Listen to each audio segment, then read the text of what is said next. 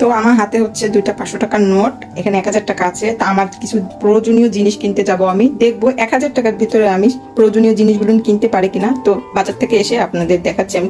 তো আমি হচ্ছে আমার প্রয়োজনীয় জিনিসগুলো কিনে বাসায় চলে আসছি, আর এসে ফ্রেশ হয়ে এখন হচ্ছে ভিডিও করতে বসলাম। তো আমার ভিডিও করার জন্যই আমি এইগুলো কিনে আনছি, এগুলো নিয়ে আমার খুব দরকার ছিল।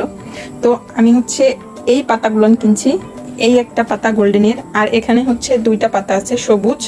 তারপরে হচ্ছে আমি কিনছি এই যে এই ফুলগুলান, ফুলের টপটা, আর তার সাথে আমার এই ফুল না পাতাগুলান টানানোর জন্য হচ্ছে আমি এই ক্লিপগুলো আনছি। আর হচ্ছে এখানে আনছি আমার মেয়ের জন্য এই স্লেট, আর হচ্ছে আছে এখানে আমার একটা প্লাজো। তো আমি তো বাজারে 1000 টাকা নিয়ে গেছিলাম, তো 1000 টাকা আর হচ্ছে খুচরা এক্সট্রা আমি 20 টাকা নিয়ে গেছিলাম রিক্সা ভাড়ার জন্য, রিক্সা না অটো ভাড়ার জন্য।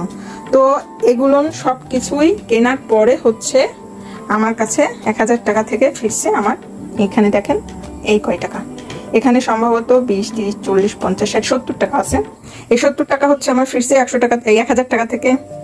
তো আপনারাই বলেন আমার 1000 টাকার শপিং কেমন হয়েছে জানাবেন, আর আপনাদের কাছে এগুলো কেমন লাগছে সেটাও জানাবেন।